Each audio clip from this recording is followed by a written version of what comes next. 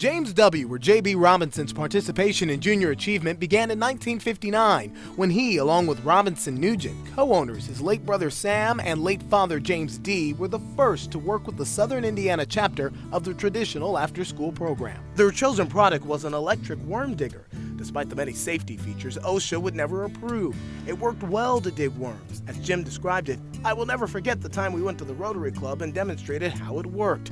You know how a picture's worth 1,000 words? Well, a demonstration is worth 1,000 pictures. Man, those Rotarians lined up and bought worm diggers. In the end, we were barely profitable, but we had a lot of fun." Jim's involvement in JA continued for 55 years. During that time, he served as a JA Board Life member, board chair, economics volunteer, and JA investor.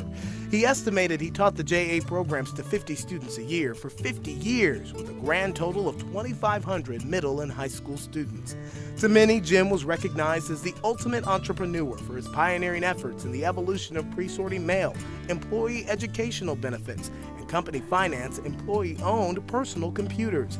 And in his own words, "I have been dubbed as a capitalist evangelist. It doesn't matter how good an idea is, if it's not taught, promoted, preached, and spread, it will die."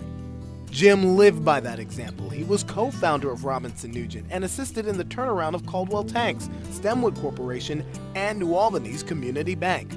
Also, Jim advised and invested in fledgling companies, Rocketman, Neemco Fabricators, and the nonprofit Cedar Lake Foundation. In 1998, Jim was inducted into the Kentuckiana Business Hall of Fame. Asked what being a laureate represented, I could get a little emotional over this. It means recognition by your peers and generally in the public. First of all, that you've been successful in your efforts of creating wealth, and not just for individually or for self, but for the entire community. And it means that you've been recognized for that effort. In 2005, as a testament to the American dream and junior achievement, Jim and Phyllis donated the funds to establish the James W. Robinson Junior Achievement Center for Freedom of Enterprise, a cutting-edge showcase for JA. With the modern methods of transmitting the knowledge that Junior Achievement attempts to do, we need a central location where we can bring the youngsters to it rather than trying to take what we have here to each youngster. It would be virtually impossible.